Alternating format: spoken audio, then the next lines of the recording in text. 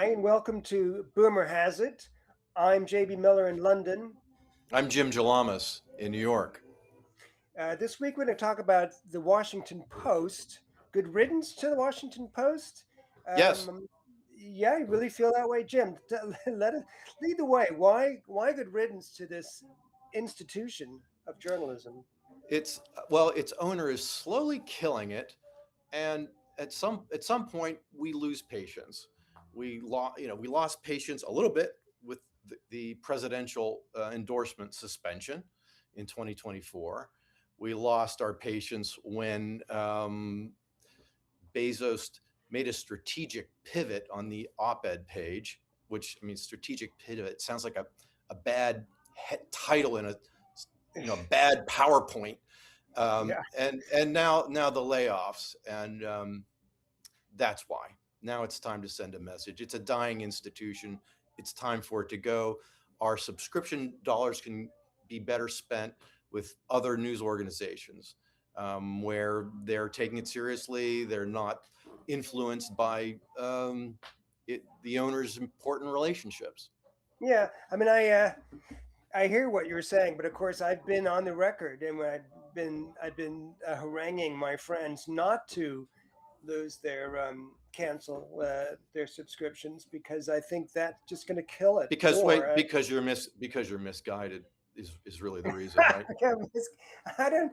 I think that yes, it's true that when Bezos decided not to have the paper endorse a candidate in the 2024 national election, supposedly the newspaper lost 250 digital subscriptions, or 10% of all their customers, which is a huge amount, and it's a huge financial knock on their bottom line. But I didn't. I took it in stride because I don't know what difference endorsing a candidate would have made. I would have preferred if they had endorsed Kamala Harris, but I think it was clear from their news coverage, how they're covering the election, that they weren't in the tank for Trump. And then, but that was the first knock on the paper, because then he was firing more people over the course of 2025, and also, as you say, putting his thumb on the scales for the editorial side, but not the news, and not the news side. That's why wanted people, and I think I still want people to hold on to their digital subscriptions, because I don't see any lack any um, any lessening of their reporting. I don't know. And I'd like to imagine where the first 10% of the subscribers, where they migrated to. Did they go to the New York Times or the Guardian, the Atlantic? Where are they buying their news now? Are Or there maybe better they're not. places? And Maybe they're not well, buying the news maybe anywhere. they're Maybe they're not. just, reading their news feed on Facebook or whatever. However, a lot of people get maybe they've created this bubble for themselves, which I'm worried about, from either the left or the right. Why do you assume that they would migrate to another news source? Well, let's make some assumptions. We're baby boomers, right? We're Okay. accustomed to seeing daily news from a daily news organization. It's hard for me to imagine that those 10% of subscribers just let their attention dissolve into free news on Yahoo or their social media feeds. It, it I'm guessing that they're pretty dedicated to subscribers, but this is all speculation. What were they Really, so upset about? Do you think it was really that people? I mean, clearly people were upset about Bezos, well, not Bezos or the Washington Post not endorsing a presidential candidate. That seemed pretty cowardly. In retrospect, maybe it was a smart, calculated, risk. He's got all these business interests, but I mean, did it make a difference in the election itself? No, I don't think so. Do you think so? I don't think it made any difference. who's to say? Probably not.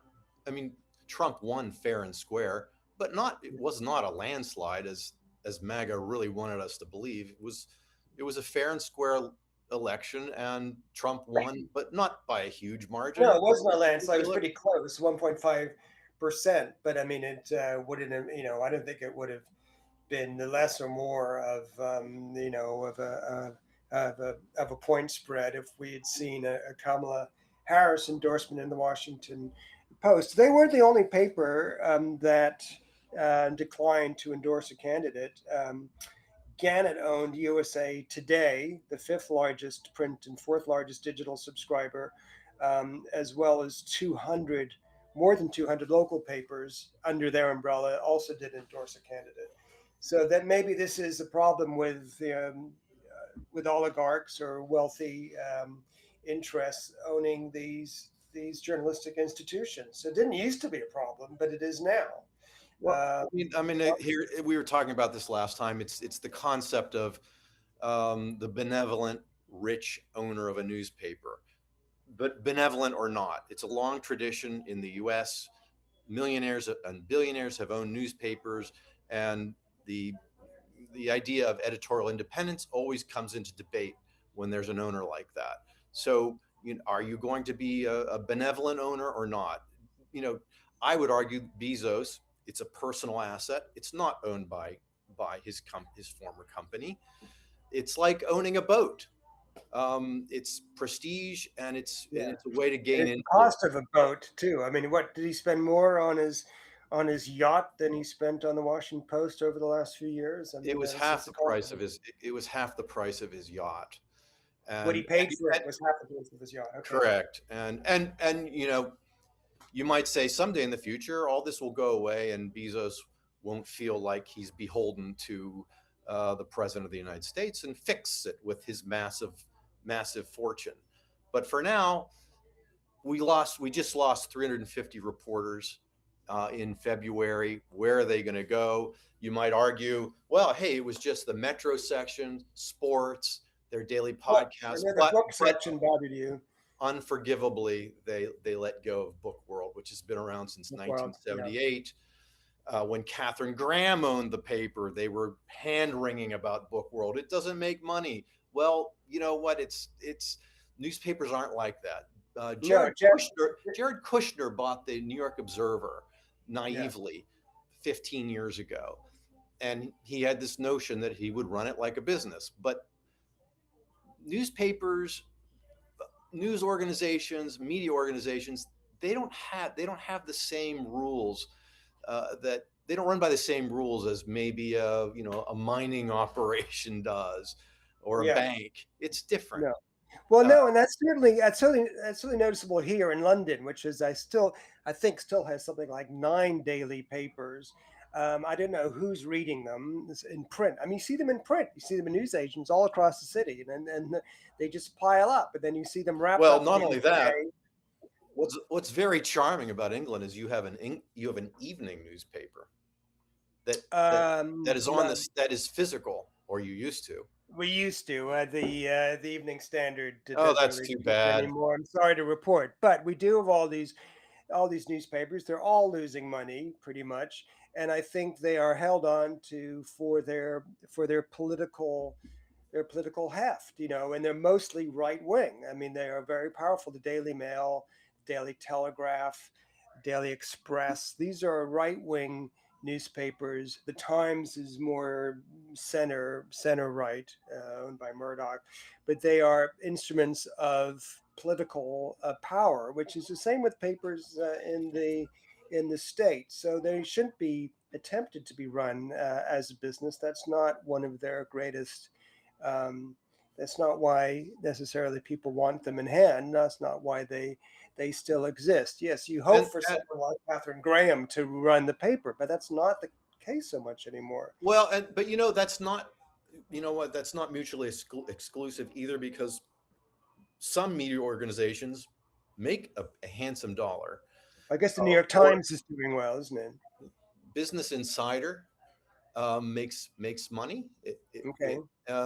There are many out there that do. They're not household names necessarily. They might be in niche categories like business or gardening or something. Yeah, it's a tough business. It's like restaurants. They're a tough business to pull off. Well, but hollowing out the Washington Post I don't know I can't speak for the sports section or the Metro section. I would argue Metro is important in a city like Washington. Yeah, it's a local. But It's their but local paper. what really hurts is Book World, because it's been very influential for me. It leaves only the New York Times with a standalone book section, and the Washington Post differentiated itself because they emphasized their reviews on books about power, geopolitics, society, and great authors like Percival Everett, who a few years ago was somewhat obscure, mainly appreciated in Europe, and now he's he's at the fore in Yeah, as a man of letters in the United States. yeah, And yeah. that's what No, I they think that- routinely did that, and yeah. I'm very sad and Well, no, actually that's a real feel loss. vindictive. Yes, So okay, that's a loss. But I mean, as we both pointed out, we are speaking a day or two into Trump's Iran incursion, and if you look at the Washington Post, they're absolutely crushing it. They have amazing coverage. I think they're matching the New York Times in their coverage. So I don't know.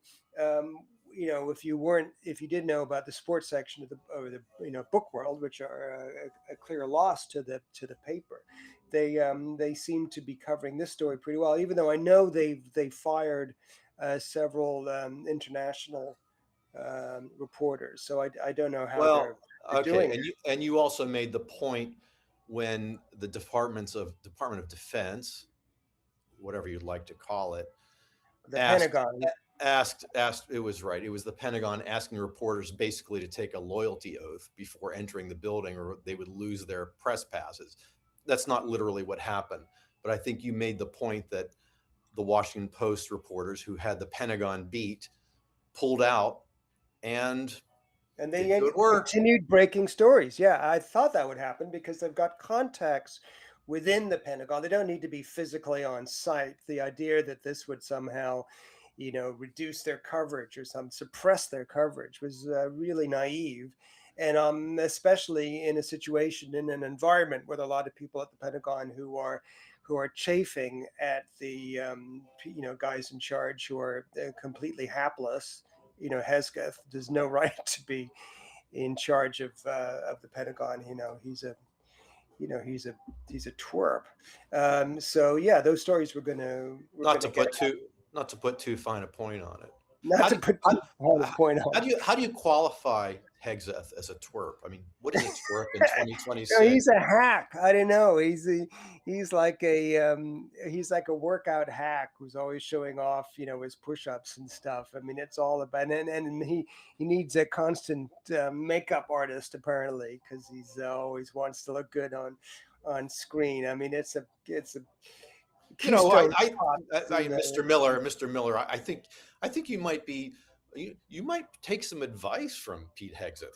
All right, yeah, here we are. He Well, told generals that out of I, shape and overweight generals wasn't a good look. Have you been no. doing push-ups lately? I have. Yeah, all right. For our thousands of viewers on YouTube, they can see that I haven't applied any makeup for this appearance. Although I did add, for those listeners, you can't see, I have this beautiful bookcase behind me that Jim sort of coerced me into changing my position or But to broadcast what's from. missing from that bookshelf? I'm sorry to say, What's missing? the power broker. You're The really power broker. you need to No, but just I have. buy. You just need to buy one as a prop. Yeah. Just to have. I do have as a prop my own book, Dutch. Oh, Um, God. Wait a which you second. can see on screen. We just lost viewers. Self Oh no. promotion, Anyway, self I'm holding up promotion, one of my novels. All right, self I'll tweet it promotion out. Try to do that every now and then. Anyway, self getting back to self promotion carries a scent, and it's not a pleasant one. Pepe Le Pew. well, Please well, continue. with the book world gone, as you pointed out, we need the writers need all the help we can get. So that's all right. Well, getting back to Well, let's the just get subject back to at that hand. for a second. If you were actually, the fact that the Washington Post owner is so beholden to Trump, it's so transparent, because if he were actually making good business decisions, if these were business decisions, he would be like what the New York Times did. Instead of jettisoning the sports section, they brought in the Athletic, and they charge an Yeah. extra fee. It's been So they kind of successful. spun it They off, and charge they an extra fee for their food pages, yeah, the and they have cooking. They've charged recipes. an They have extra fee games. for puzzles. It's all Yeah. been very successful. So Yeah. I see Bezos is slowly killing the paper. It's like a 19th century murder mystery where the killer administers small portions of arsenic to create like this systematic poisoning that, small doses of poison that poison that mimic like a lingering illness, and then the victim dies. I So mean, and if you think about it, if you resign your subscription, it's like a vote. It's kind of like a vote, all right. and I hear I'm everything you're voting saying. elsewhere. Is Bezos a boomer? Do we know? He must be. He must be. I would imagine he's a boomer. He's less. He's younger than 80 years old. I think he's Gen X. Is he? He's not. Is he younger than us? Oh my God! I was gonna make the argument that he has sort of an old-fashioned, maybe boomer-esque view of what a newspaper, is, and the financial side of it. But is he younger than us? Is he Well, Gen X? maybe he is boomer because he sure looks like a Bond villain, doesn't he? The He shaved does. He head and the looks like weird look. yes, But boomer Bond. maybe he was influenced by James Bond movies in the 1960s. Sean Connery. He should be stroking a cat. Everyone doesn't see him. He should have. He should be, so, Mr. Bond, yes, he does seem, rather odd, evil, Bondy like villain. But he certainly doesn't know how to run a newspaper, and he's just, I don't know what he's doing, because he seems to be just driving it into the ground. He's not closing it. He's kind of attacking it with, what does it call it? A death by 1,000 cuts. So I don't understand what he's doing, but I still support the paper. I still subscribe to it. I still read it every day, along Well, with lots goody of for other you. heritage media. I may have too much time on my hands, obviously, if I'm imbibing this much media. But I do like the Washington Post. I'm sorry for its losses. I'm sorry for the loss of the book world. I'd never paid any attention to its sports section, but a lot of people did. And it is a local paper, so the Washington area is losing a lot of its local coverage. But what's the answer? What are we supposed to do? Are we supposed to keep supporting it, like what I'm doing, or just abandon it and let it just die a slow, painful death? What is that? What you're suggesting? Look, well, if the business's owner is saying these are business decisions, then let the business decisions have their consequences, and the consequences are they lose subscribers, and that those subscriber dollars go elsewhere.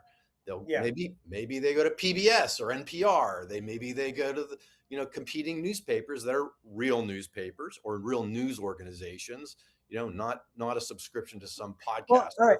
Podcasters Patreon. Although JB and I are very open to donations on our soon to becoming Patreon account. No, don't get us wrong. I have a question for you. Do you think if Jeff Bezos knew ahead of time that he would lose 250,000 digital subscribers if he decided not to have the paper endorse a candidate? Do you think he still would have gone through with it? 25,000. Oh, it was 250,000. No, oh my God. Would he have gone? I think he would have, because it was a political gesture. It wasn't a financial move.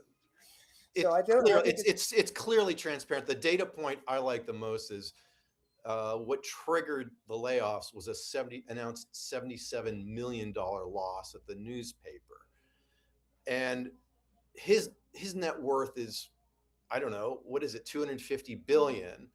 Yes.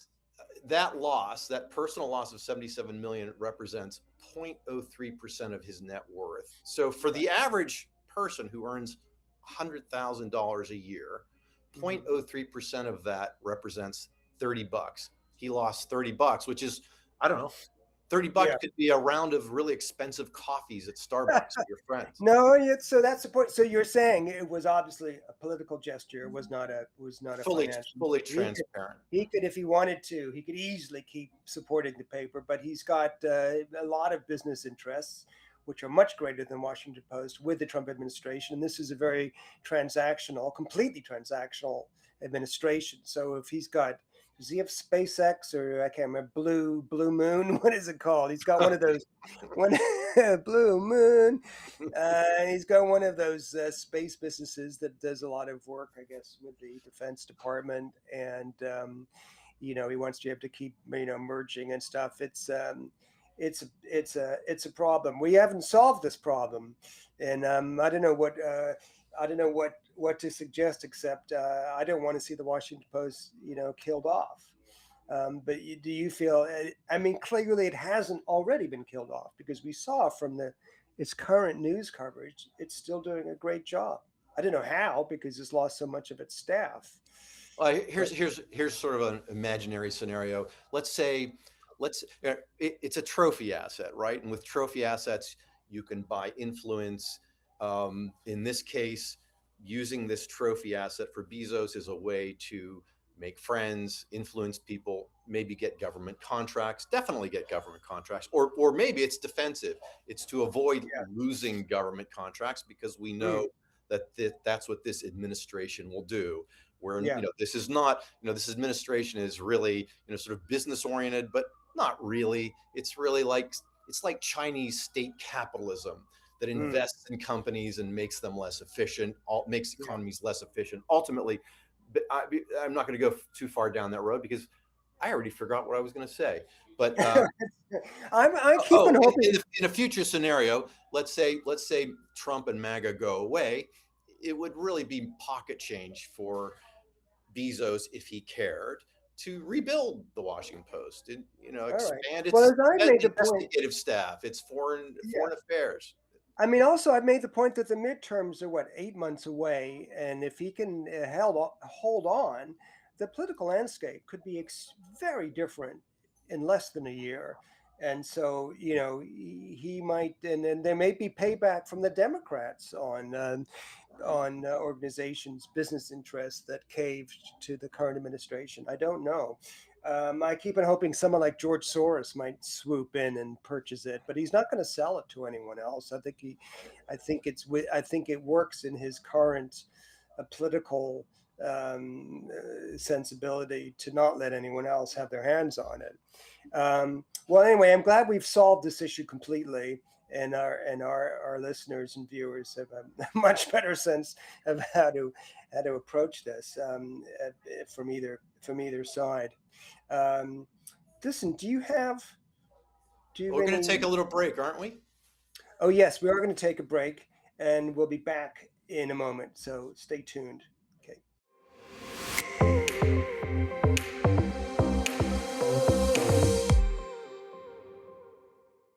we are back. Boomer has it. Do you have any headquake this week, Jim? Yeah, and I think it might be helpful to refresh our audiences, to help them understand what a headquake really is. It's something that JB or I have experienced in the near term that we feel is worth sharing with our listeners. I happen to have one. My headquake is a came from a friend who will remain anonymous. My friend works at one of the largest private equity firms in the world that will also remain anonymous. And it doesn't begin with a B or a D, maybe a B. Anyway, he shared a hot piece of research that went viral on Wall Street last Monday. And I'm talking about the somewhat obscure Citrini research. Citrini spelled like citrus a little bit. And it produced a report called the 2028 Global Intelligence Crisis. And it sparked a huge sell off on Wall Street this week.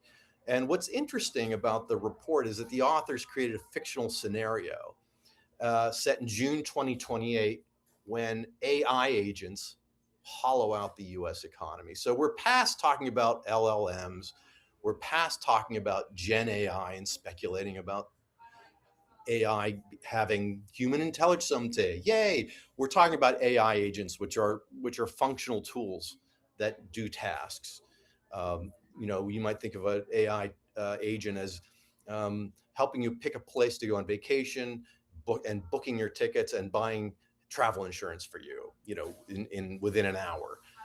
But in a commercial setting, AI agents do other things. They basically do, they replace software automation.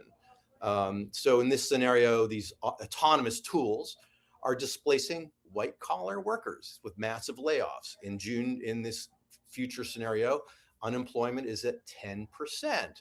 1 in 10 workers doesn't sound so bad, but it's an economic harbinger.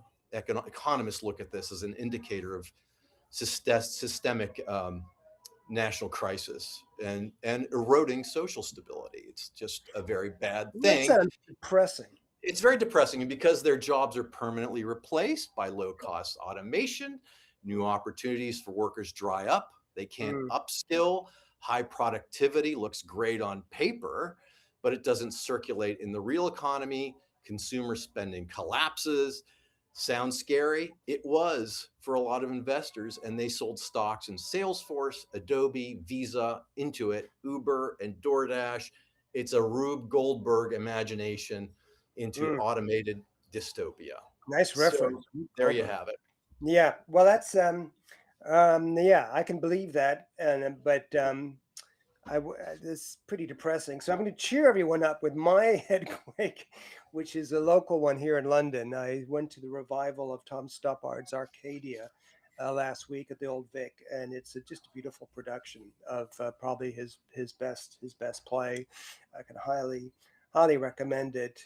And he wasn't replaced by AI, although maybe the playwrights of the future will be. That's a sad thought. I also wanted just to respond to some reactions we had from on our last podcast, which was about the counterculture. Where is the counterculture? And a couple of really good points were made. One was that we totally overlooked the environmental movement, and that's been a very positive aspect of the counterculture within the last 20 years. And someone like It Greta, has yes, environmental. the environmental movement that's trying to stop climate change. Not what do you have? I say I would call it an utter failure, but maybe that's a topic for another Well, no, they conversation. ended climate change, and we're all on a path to wonderful long lives with the climate returned to the way it was in the 1880s, and maybe I misread that. Oh yeah, Um, we are doing that, aren't we? What about microplastics? I've got like a plastic spoon in my brain. oh, all right. Well, anyway, it's their hearts are in the right place, even if there's been a counter movement to the environmental movement in the last year and a half. But I thought that was a fair point, that was an aspect of a counterculture that I'd overlooked. And the other one was the tech counterculture. My brother brought this up in the 70s and 80s. So that was around the period that I was missing a counterculture, and I wasn't aware of what was going on in people's garages in Palo Alto or wherever Steve Jobs lived, building a computer that was eventually going to lead to the internet, which would eventually lead to the overlords and destroying our lives, essentially. But it began well. Anyway, I thought that was a fair point. That's a good point. Thank you, listeners. Thank you for listening, and thank you Yes, for analyzing and yeah, no, responding. yeah. Keep on with your responses. If you can leave any comments you might have, where can they leave them on Spotify or Apple Podcasts? Is there a way of Apple leaving Podcasts offers an opportunity. You can reach us on our Instagram, and rate Boomer us, Has please rate us highly, and that helps It. get the Rate and word. follow. I have a note from in our mailbag. Oh yeah, Um, so sweet. We have a mailbag. yeah. That's how It's old we are. it's not like Santa Claus's bag. It's more like a little bag. It's a very slim gossamer bag with a slim little letter. It comes from someone named River Sage. River says, "Low key, your latest ep on countercultures literally slayed my entire existence and left me shook. No cap." So next week, maybe someone can explain what River is saying to us. Yeah, explain In it the to me. meantime, I haven't followed it. this has been Boomer Has It. We look forward to speaking to you soon. I'm Jim Jalamas in Brooklyn. I'm JB Miller in London. Thanks. Bye bye.